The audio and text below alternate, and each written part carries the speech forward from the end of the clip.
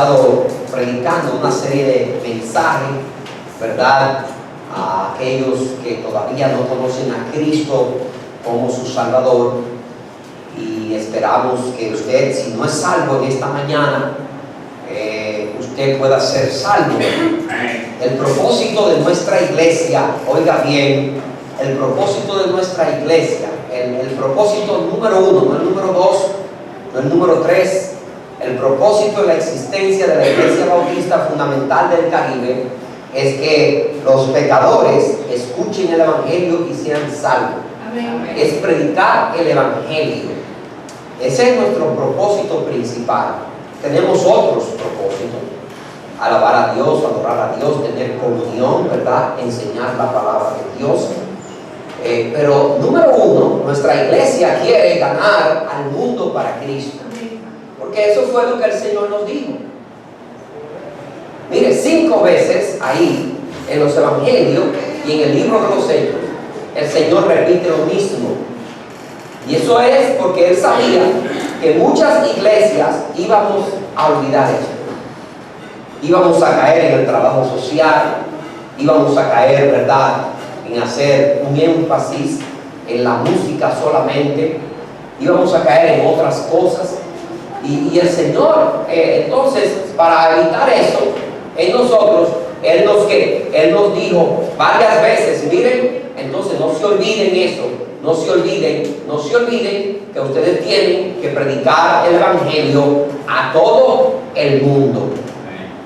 Así que en esta mañana vamos a seguir en eso y vamos a predicar ahí en Lucas capítulo 18 el tema: los que confían en sí mismos. Vamos a orar.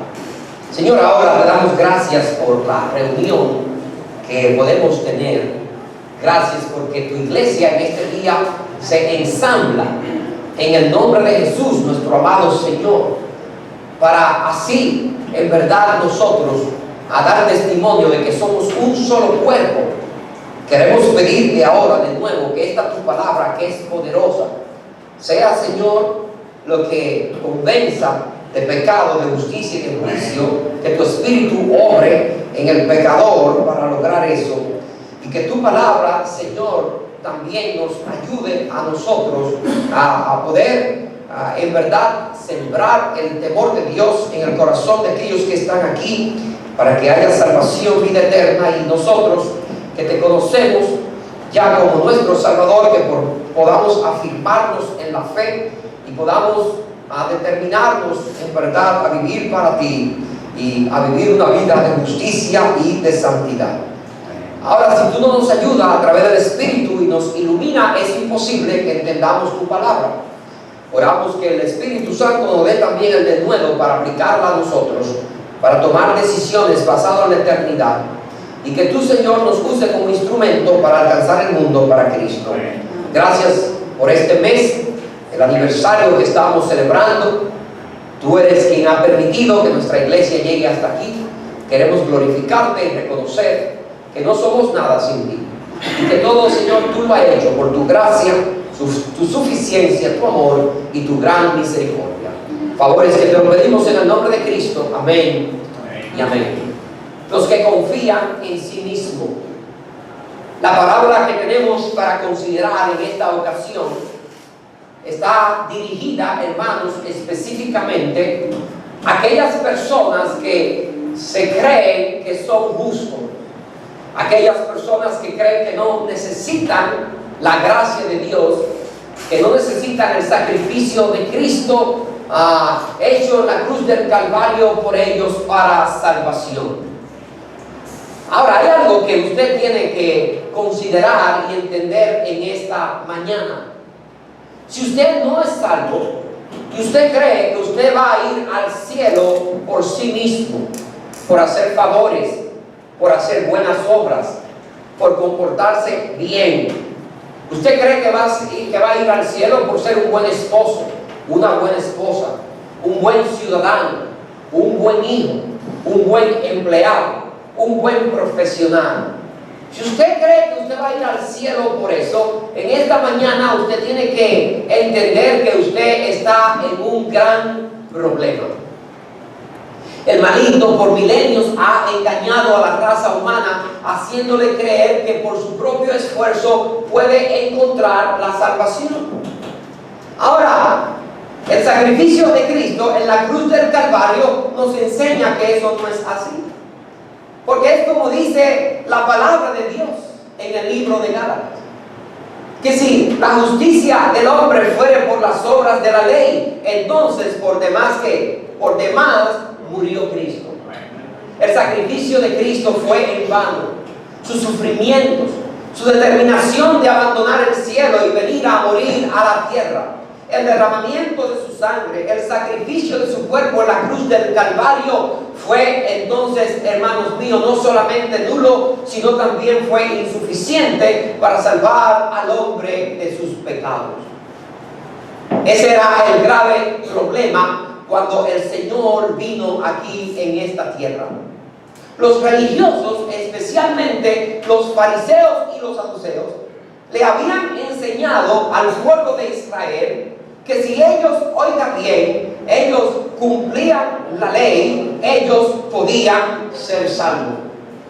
Ellos creían en verdad con todo su corazón, los religiosos de ese tiempo, que el cumplir la ley lo iba a ellos a llevar al cielo.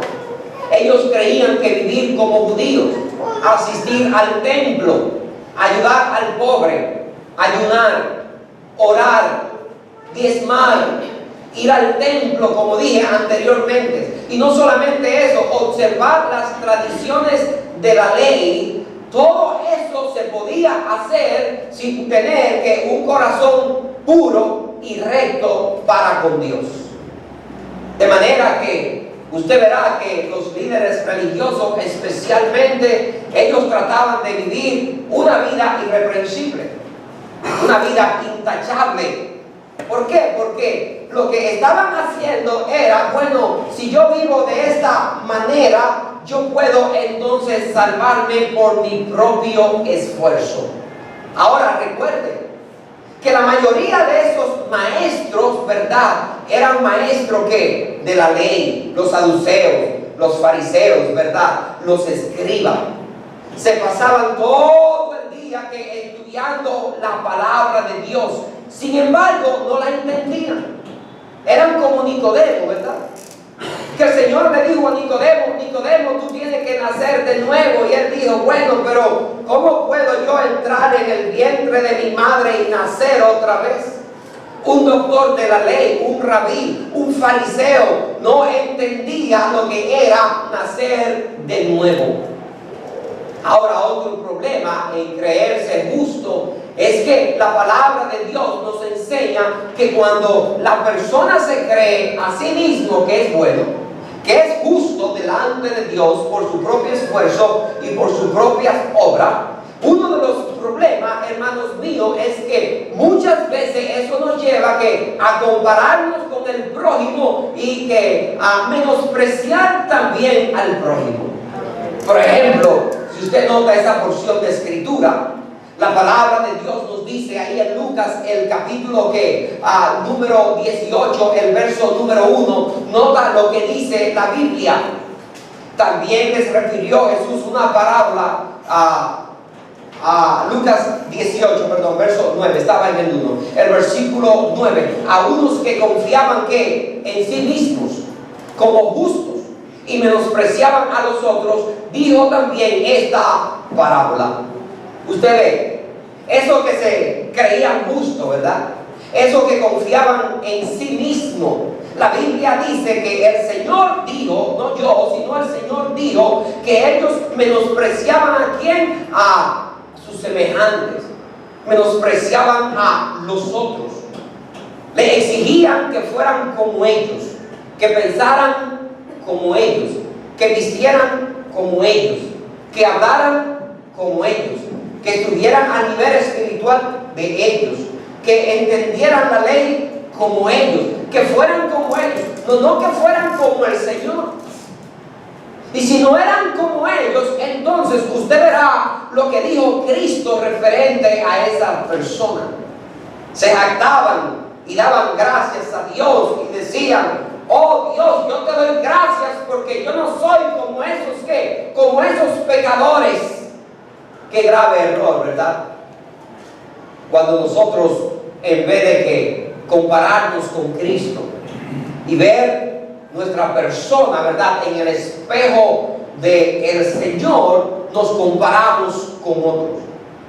Ahora, la Biblia, la palabra de Dios nos dice aquí en este versículo, y mira lo que dice ahora la palabra de Dios referente a lo que Cristo dijo.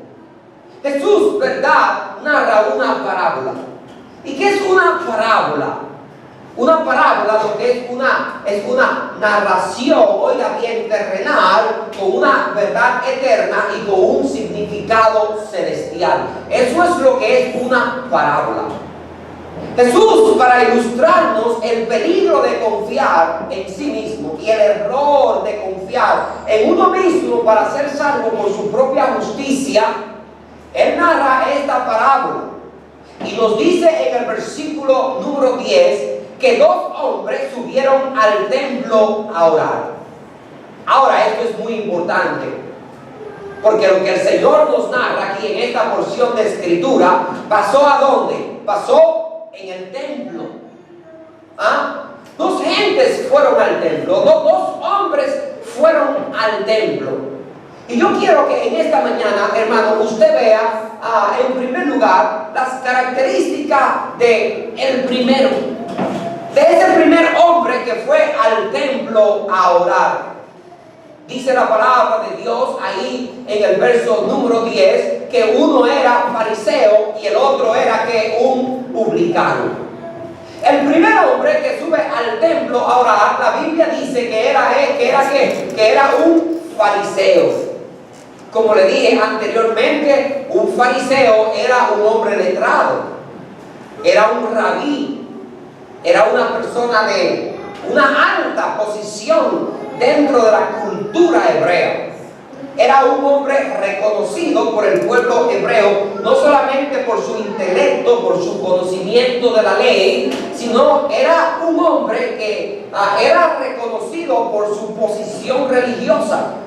Generalmente eran hombres ricos, eran hombres que gobernaban el panorama religioso en la nación de Israel.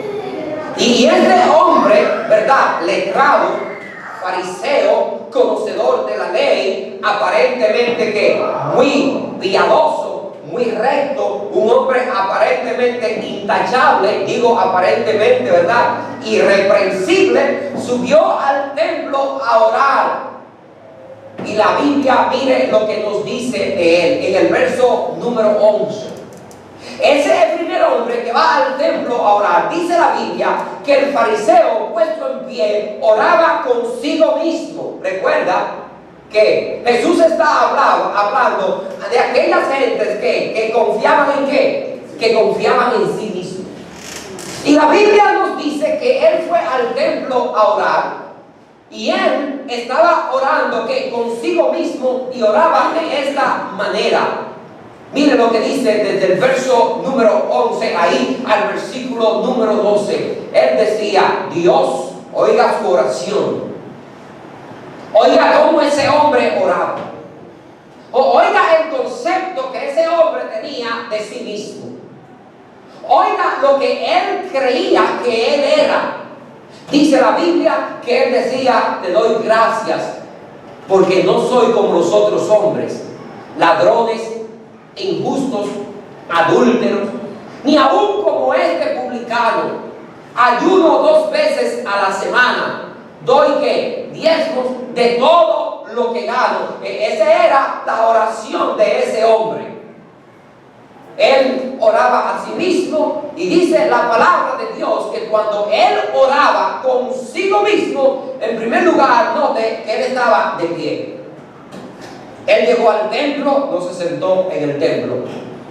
Él llegó al templo y cuando oraba, él no se arrodilló en el templo. Amén. Cuando él oraba de pie. Por supuesto, él no quería orar como las demás personas. Era un hombre altanero, un hombre que confiaba en sí mismo. Y cuando oraba, su posición solamente decía que en verdad no tenía un corazón para con Dios. No era capaz de humillarse, no era capaz de arrodillarse, no era capaz, como oraban los profetas muchas veces, de meter su cabeza en medio de sus rodillas, de sus pies, y decir: oh Dios, ten misericordia de mí. De ninguna manera. Su posición decía lo que él era, y el corazón que tenía un corazón altanero, porque él confiaba en sus propias obras y en su propia justicia. No solamente él oraba de pie. La Biblia, la palabra de Dios, nos dice a nosotros que él, puesto de pie, él oraba consigo mismo. Ahora, cuando usted y yo oramos, debemos de orar a Dios. Amén. Amén. Porque orar, ¿qué es? Hablar con Dios. Amén. Por eso la palabra de Dios nos dice a nosotros que cuando nosotros que oremos, no seamos como los gentiles que creen que por su repetición serán que oídos. Orar no es rezar. La gente que reza siempre dice lo mismo. Amén, amén, amén. Y cuando vuelven el otro día, lo mismo. Amén, ven en la caridad, amén, Virgen del Sancocho, ruega por ellos. La Virgen de la Chiquinquirá, la Merced de la Tarasura por ellos, amén. La columna de Salomón, amén. Y parecen como que vienen las abejas por ahí. Eso no es orar. Orar no es repetir lo mismo. Orar es un tiempo de ¿qué? Es un tiempo de humillación. Es un tiempo de reconocer la grandeza de Dios, el poder de Dios, el deseo de Dios que Él tiene para perdonarnos. Orar es hablar con Dios. Orar es derramar nuestras almas delante de Dios. Orar tiene que ser un tiempo de humillación delante de nuestro Dios, para reconocer que nosotros somos polvo y que Él es el creador de nosotros, como dice el salmista David en el Salmo número 100. Reconocer que Dios es Dios. Él nos hizo y no nosotros a nosotros mismos. Es reconocer su grandeza. Pero este hombre que él estaba orando consigo mismo. ¿Cuál era el problema? Que él confiaba en sí mismo, que él se creía justo a sí mismo, que él no creía que había ofendido a Dios, que él no creía que había pecado contra Dios. Y eso lo llevó, hermanos míos, a meterse en un grave problema espiritual, porque es como dice la Biblia: Dios bendice al humilde, pero al altivo Dios lo mira de lejos. Amén. Oraba para sí, no para obtener la gloria, para dar gloria a Dios y para tener el favor de Dios. Pero nota cómo sigue diciendo el texto. Él oraba para recordarle a Dios sus méritos. El verso nos dice a nosotros, ahí donde estamos, en el versículo número 11, que él oraba de esta manera: Dios, te doy gracias porque no soy como los otros hombres. En el templo. Usted no va al templo a orar para medirse con otro.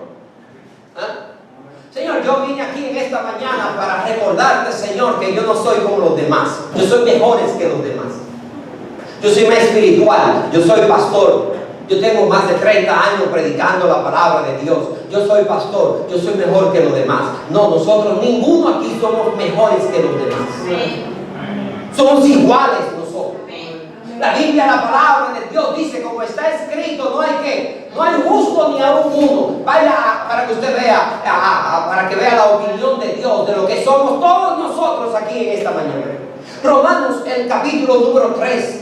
Mire lo que dice la palabra de Dios. Y el Señor está hablando aquí. ¿Está hablando de quién? De los judíos, según el contexto. Está hablando de los griegos que se creían intelectuales. Y está hablando de los gentiles que eran inmorales. Está hablando de toda la faz de la tierra. Judío, está hablando del griego que creía que era un filósofo, uno que tenía la sabiduría, ¿verdad?, en sus manos. Y está hablando de los gentiles que eran idólatras e inmorales. Mire lo que dice la palabra de Dios en el capítulo número 3. El verso 9 dice que pues somos mejores que ellos. Eso es el apóstol hablando de él como judío, porque él era un religioso que conocía la ley. Él dice que pues somos mejores que ellos. En ninguna manera. Pues ya hemos acusado a judíos y a gentiles que todos están bajo pecado.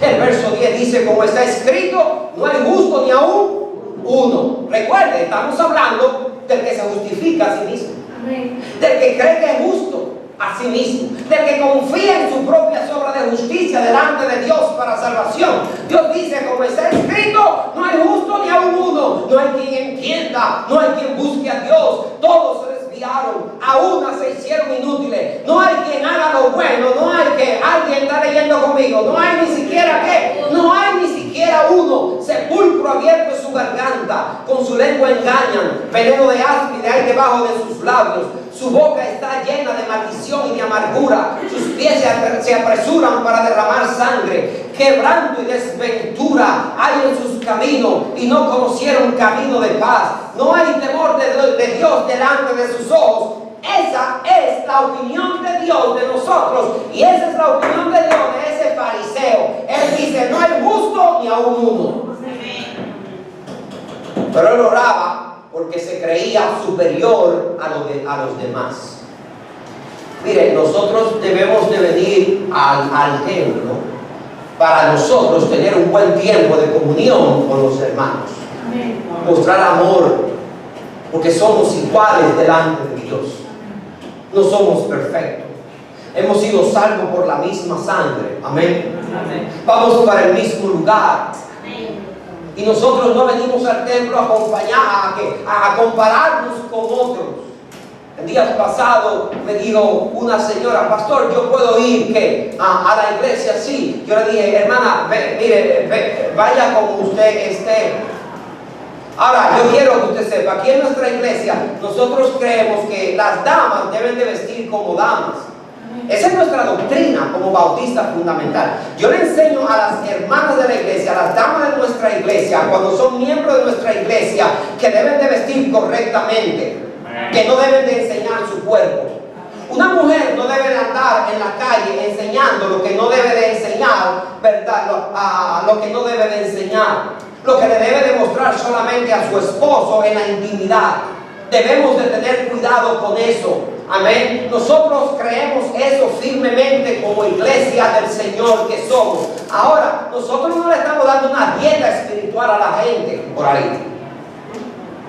Cuando vienen a la iglesia nosotros los recibimos y no le decimos, mira, si tú tienes unos pantalones no puedes entrar a la iglesia. Ahora, si me viene con una faldita ahí que va a poner a los hombres medio, ¿verdad? Yo digo, no, mire, vístase mejor. Pero nosotros no venimos a la iglesia para a ver, ¿cómo se está vestido? Yo estoy vestido mejor que él. Yo luzco mejor que él. Tengo un peinado mejor que él. Tengo un reloj mejor que él. La ropa que yo tengo es más cara. No venimos a compararnos unos con el otro. Pero ese hombre fue al templo no a alabar a Dios, no a pedir perdón por lo que él era, no a reconocer su culpa. Él fue al templo ¿qué? A compararse con el otro.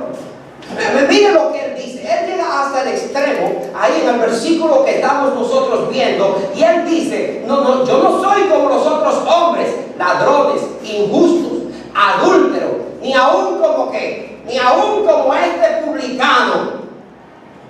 Ay, yo soy un hombre separado para Dios, yo no robo, yo no he cometido obras injustas, ay, yo no le soy infiel a mi esposa. Y lo último, Señor, yo no soy como este publicano. Este publicano debería estar en el mismo infierno porque todo el mundo sabe lo que él hace. ¿Sabe? Generalmente la gente siempre se mide con el más pobre. Porque la soga siempre se rompe por el lado más por el lado más fino, por el lado más débil. Ahí cogió al pobrecito publicano y lo condenó. Le dijo que él era un ladrón, que era un injusto, porque él sabía lo que hacían los publicanos. Note el verso 12: ayuno 2 veces a la semana, doy diezmo de todo lo que gano. Fue para autoexaltarse, para recordarle a Dios su sacrificio. Ayunaba 2 veces a la semana. Ay, Señor, tú sabes cómo yo ayuno, ¿verdad? 2 veces a la semana, mira, yo dejo de comer, me sacrifico para ayunar y orar. No solamente ayuno 2 veces a la semana, yo diezmo de todo lo que gano. La casa de Dios, la obra de Dios, los levitas. Él dice, wow, los levitas dependen de mí. El trabajo en la obra de Dios. Señor, yo diezmo, yo soy que mantengo lo que se hace en el templo. Yo soy uno de esos. Me gané el cielo. Yo digo, wow, qué resumen. Hasta yo, hermano, tengo que admitir que estoy impresionado. El cielo le quedaba pequeño a ese señor. Mira todo lo que hacía. Ahora, ¿sabe lo que dice la Biblia? Vaya a Eclesiastés, el capítulo número 5, para que usted vea. Recuerde, ¿dónde está pasando esto? En el templo, ¿ven? Eso está pasando en el templo. Alguien que fue al templo a recordarle a Dios que yo creo que el mismo Dios necesitaba de él y no él de Dios. El capítulo 5, ¿qué nos dice a nosotros? Cuando fueres a la casa de Dios, guarda tu pie y acércate más para oír que para ofrecer el sacrificio de los necios, porque no saben que hacen mal. Mira el verso 2. No te des prisa con tu boca, ni tu corazón se apresure a proferir palabra delante de Dios, porque Dios está ¿qué? En el cielo y tú sobre la tierra. Por tanto, sean pocas que tus palabras, porque de la mucha ocupación viene el sueño, y de la multitud de las palabras la voz del necio. Ese era un necio, porque él fue ¿qué? A la casa de Dios. Él no fue para oír. Él no fue para humillarse. No, él fue para hablar. Por eso la Biblia dice que, mira, cuando tú vas a la casa de Dios, otra vez el verso número 2, no te des prisa con tu boca. En otras palabras, no hables tanto. Mejor ten un corazón dispuesto a escuchar lo que Dios te va a decir. Amén. Ten un corazón sensible a la voz de Dios. Ten una actitud humilde a lo que Dios te va a decir. Y acércate ¿qué? Acércate más para oír lo que Dios te va a decir. Porque Dios está en el cielo y tú sobre la tierra. Por tanto, sean pocas tus palabras.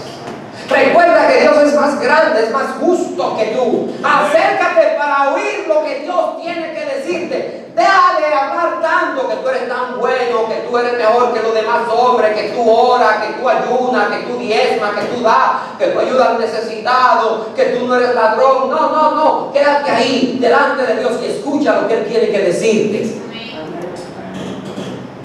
Ahora, pero mira al otro hombre, recuerda, eran 2. Mira lo que dice la Biblia referente a quién. Referente, hermano, al publicano. ¿Quién era un publicano? ¿Recuerda quién era un publicano? Un publicano, ante la vista del pueblo de Israel y ante la vista del gobierno romano, era todo lo contrario a un fariseo. En primer lugar, era un judío igual que el fariseo. Pero el publicano, recuerda, había sido contratado por el imperio romano, a quienes los judíos odiaban, para colectar ¿qué? Los impuestos. Y entonces, ese publicano, que era un cobrador de impuestos, lo que hacía era, si Roma decía la propiedad, la finca, todo lo que él tiene, tú tienes que cobrarle, por ejemplo, tú tienes que cobrarle 100,000 denarios. El publicano venía y decía, son 120,000. Realmente el impuesto era, vamos a decir, 25,000 o 200 denarios. El publicano venía y son 230, 200 para Roma, el imperio, y los 30 para mí. Y eso lo hacían ¿qué? Con cada persona. Y el imperio lo sabía, amén. Israel lo sabía, la gente lo sabía, pero estaban apoyados ¿por quién? Por Roma. Y Roma lo ponía a ellos, siendo judíos, para evitarse problemas. ¿Y usted sabe lo que hacía? En verdad se enriquecía. Y a los judíos que lo odiaban porque los consideraban los consideraban unos ladrones y unos traidores a la patria. Estos eran los publicanos. Ahora, este publicano fue al templo a orar. Y mira cómo este publicano oraba. Dice la Biblia ahí en el verso número 13, más el publicano, estando lejos, no quería ni aún alzar los ojos al cielo, sino que se golpeaba el pecho diciendo: Dios, sé propicio a mí, pecador. El publicano, hermano, oiga bien, reconoció sus pecados. La Biblia dice ahí en ese versículo, más el publicano estando lejos. Porque en verdad eso es lo que hace el pecado. Nos aleja de Dios, de la santidad de Dios, de la rectitud y la justicia de Dios. Y él reconoció que era tan pecador y no se consideraba digno de ir cerca. Él estaba lejos. No quería levantar sus ojos al cielo. ¿Te acuerdas del fariseo? ¿Cómo estaba el fariseo en el templo? Parado, ¿verdad? Pero la Biblia nos dice a nosotros que este publicano ni quería levantar sus ojos al cielo. No nos dice la posición que tenía, pero tenía una posición de humildad. Tenía una posición de arrepentimiento. Tenía una actitud de humillación. Amén. Un espíritu sensible y humilde, porque él reconocía que no era digno de la grandeza, de la gracia, del perdón de Dios, y estaba lejos y no quería levantar los ojos al cielo. Reconocía que era tan pequeño, que era culpable. Reconoció que era polvo, y la Biblia nos dice que él empezó a orar y a clamar por misericordia. Se golpeaba el pecho diciendo: Dios, sé propicio a mí, pecador.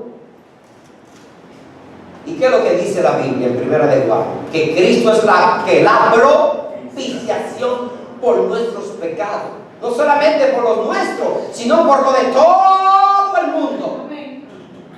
Que él decía: Señor, perdóname, sé propicio a mí, pecador. Tú que pagaste por mí, sé propicio a mí, pecador. Cristo, hermano, escúchame, cuando él murió en la cruz del Calvario, él sacrificó su cuerpo y derramó su sangre. Cristo satisfizo todas las demandas de Dios por el pecado. Por eso él es el propiciatorio encarnado. Él es la propiciación por todos nosotros. Y el pecador publicano sabía eso y le dijo: Señor, sé propicio a mí, pecador. Se arrepintió, se humilló delante de Dios. Y ahora tú sabes lo que dijo Cristo acerca de él. Me gusta la conclusión del Señor en esta parábola. El Señor sopesa, evalúa las dos vidas, ¿verdad? El Señor ahora va a dar un veredicto referente a quién, referente al publicano y referente al fariseo. Y el Señor que estaba viendo, el Señor que conocía a ambos, mira lo que él dijo ahí en el versículo que sigue, el versículo número 14. Mira lo que el Señor dice: os digo y te recuerdo que en esta vida lo que importa es lo que Dios dice. Amén. No es lo que tú dices ni lo que yo digo. Esto de salvación y de eternidad y de vida eterna, no importa lo que el religioso diga, no importa lo que una iglesia diga, no importa lo que el concilio diga, no importa lo que la denominación diga, no importa lo que el pastor diga, no importa lo que nadie dice. Lo que en verdad, hermano, no importa es lo que Dios dice. Y Cristo dice: os digo que este descendió a su casa justificado antes que el otro. Usted sabe lo que es la justificación. La justificación es un término legal que significa ser declarado inocente y ser declarado absuelto siendo culpable. Amén.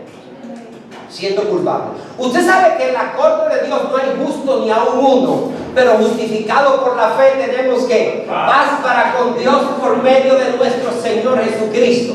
Porque Él es el justo y en la corte de Dios la justicia del justo se nos carga a nosotros siendo injusto. Entramos culpables, hermano, y salimos inocentes, justificados por la justicia de un hombre, Jesucristo. Porque en Cristo es justificado todo aquel que cree. Amén. Amén. Él reconoció y clamó a Dios que la justicia de Dios, hermanos, llegara a Él, que Dios tuviera misericordia. Y Cristo dijo en el verso 14, os digo que este descendió a su casa justificado antes que el otro. ¿Quién era el otro? El fariseo. ¿Usted sabe por qué? Él dice en el verso número 14, note lo que dice la palabra de Dios, porque cualquiera que se enaltece será humillado. Cualquiera, no importa. No importa que era así, es un fariseo que se cree que sabe mucho y es considerado como un rabí en la cultura hebrea y en el pueblo hebreo. No importa si es uno que tiene dinero, no importa si es uno que tiene posición, reconocimiento. El Señor Jesucristo dice: cualquiera que se enaltece, a nosotros nos conviene no enaltecernos delante del Señor.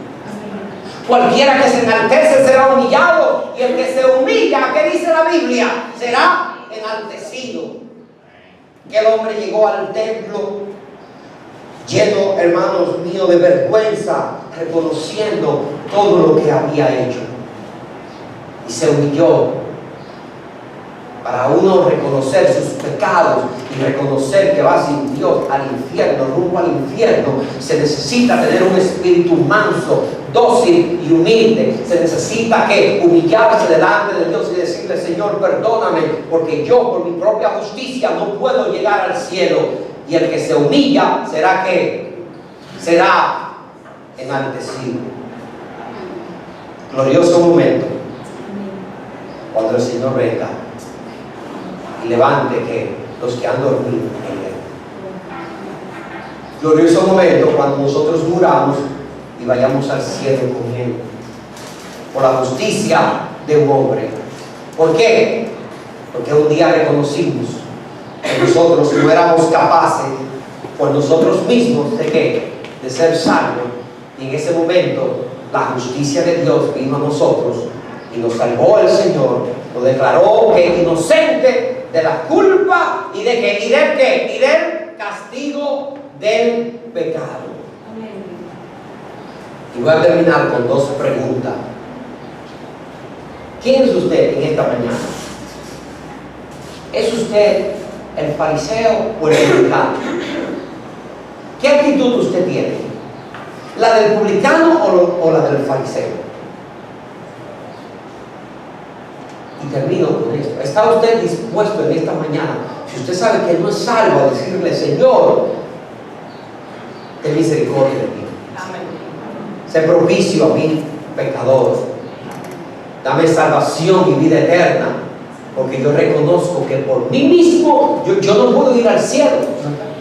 Yo no puedo ser salvo, no puedo ser salva. Te necesito a ti, a tu justicia, a lo que tú hiciste por mí, tu muerte, tu sepultura y tu resurrección. Necesito que tú eres, que tú siendo el justo, tu justicia, venga a mí, para que tú me perdones y me salves. Y entonces delante de Dios, cuando Él me juzgue, yo sea inocente por el pecado y tenga seguridad de salvación y de vida eterna. ¿Tiene usted un espíritu humilde? ¿O es usted una de esas personas por ahí que son altivos? Recuerde, el que se humilla será ¿qué?